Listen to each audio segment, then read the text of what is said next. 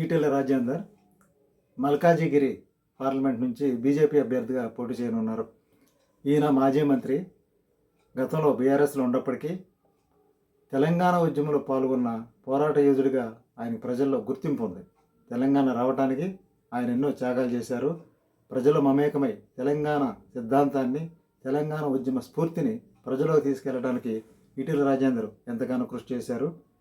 ఈ దిశగా ప్రస్తుతం భారతీయ జనతా పార్టీ జాతీయ నాయకత్వంలో ఉన్నారు కాబట్టి ఈటెల రాజేందర్ ప్రచార బాధ్యతలు చూస్తున్నారు కాబట్టి ఆయన మల్కాజిగిరి పార్లమెంటు నియోజకవర్గం నుంచి పోటీ చేయొచ్చని బీజేపీ వర్గాల ద్వారా తెలుస్తుంది. ఇక్కడ మల్కాజిగిరి దేశం మొత్తం మీద పెద్ద పార్లమెంట్ నియోజకవర్గం. విభిన్న జాతులు, మతాలు, సంస్కృతులు, సాంప్రదాయాలు, అలవాట్లు, ఆచారాలు, పారిశ్రామికులు, ఉద్యోగులు, ఇట్లా విభిన్న తెగలు, విభిన్న మతాల వారు ఈ మల్కాజిగిరి నియోజకవర్గంలో నివసిస్తూ ఉంటారు. అంటే దేశం ఇతర ప్రాంతాల నుంచి కూడా వచ్చి ఈ ఏరియాలో ఎక్కువ మంది ఉంటూ ఉంటారు. ఆ దిశగా మల్కాజిగిరి పెద్ద పార్లమెంట్ నియోజకవర్గం అయ్యింది. ఏదైనప్పటికీ ఎక్కువ మంది ఓటర్లని ప్రభావితం చేసే శక్తి గల నియోజకవర్గం మల్కాజిగిరి. తెలంగాణలోనే కాక దేశం మొత్తం మీద కూడా పెద్ద నియోజకవర్గం మల్కాజిగిరి. ఈ మల్కాజిగిరి కేంద్రంగా ఈటెల రాజేందర్ తన